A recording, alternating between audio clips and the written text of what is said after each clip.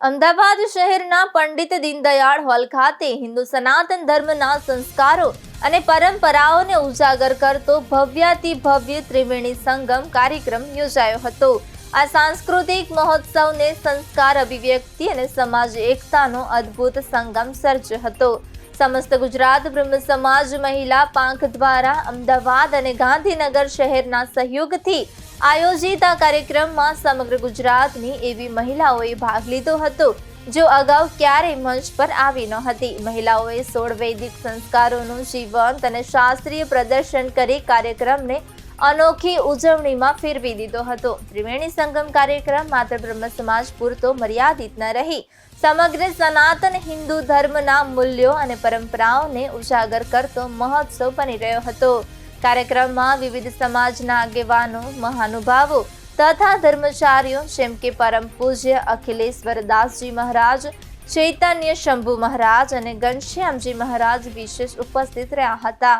આયોજનમાં અમદાવાદ, ગાંધીનગર, દસક્રોઈ, ધોળકા, મોરબી, વઢવાણ, સુરેન્દ્રનગર, ભરૂચ, નવસારી, અંકલેશ્વર, સુરત, પાલનપુર, ગોધરા, અંબાજી, નડિયાદ, કપડવંજ, ખેડા, કઠલાલ અને સિદ્ધપુર સહિત રાજ્યના વિવિધ વિસ્તારોમાંથી સહભાગિતાથી કાર્યક્રમને રાજ્યવ્યાપી સ્વરૂપ મળ્યું હતું।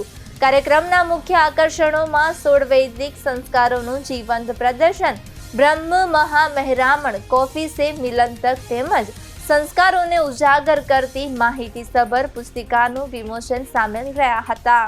આજે શ્રી સમસ્ત ગુજરાત બ્રહ્મ સમાજ મહિલા પાંખ દ્વારા ત્રિવેણી સંગમ અભૂતપૂર્વ કાર્યક્રમનું આયોજન કરવામાં આવ્યું છે।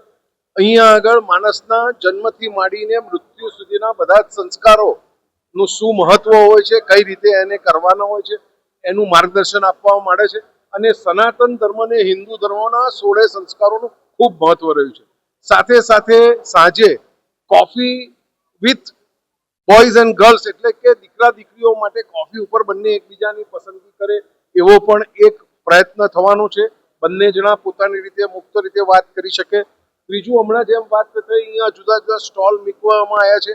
આત્મનિર્ભર ભારતની કલ્પના જ્યારે દેશના યશસ્વી વડાપ્રધાન નરેન્દ્રભાઈ કરતા હોય, જુદી જુદા સેક્ટરમાં નાનામાં નાની ડ્રોન દીદીથી માંડી અને સખી મંડળોને મહત્વમાં આવતા હોય ત્યારે આજે જે આ પ્રયત્ન છે મને લાગે છે કે અમદાવાદ અને ગુજરાત માટે ખૂબ ઉપયોગી થશે।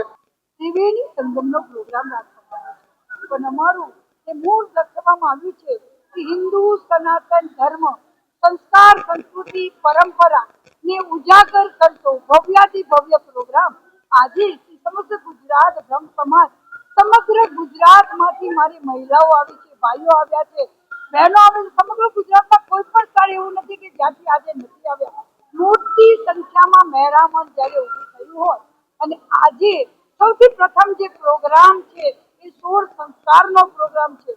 આજકાલ લોકો ઉતાવળમાં લગ્નના પ્રસંગો કરે, બાબરીના પ્રસંગો કરે, પણ ખરેખર શા માટે કરવા જોઈએ?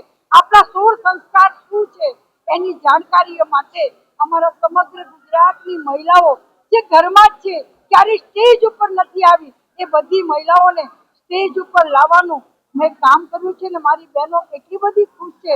3 મહિનાથી પ્રેક્ટિસ કરે છે, એ પોતાની વિડીયો બનાવીને મોકલે અને પછી ચેક કરવામાં આવે। આ રીતે આ ફાઇનલ પ્રોગ્રામ અમારો આજે આપ સર્વ અને સમગ્ર ગુજરાત અને દુનિયામાં જોવા રહી છે, કારણ કે ઇન્ટરનેશનલમાં જોવા જાય છે ત્યારે આના પછીનો જે પ્રોગ્રામ છે એ છે અમારો બ્રહ્મ મહેરામણ।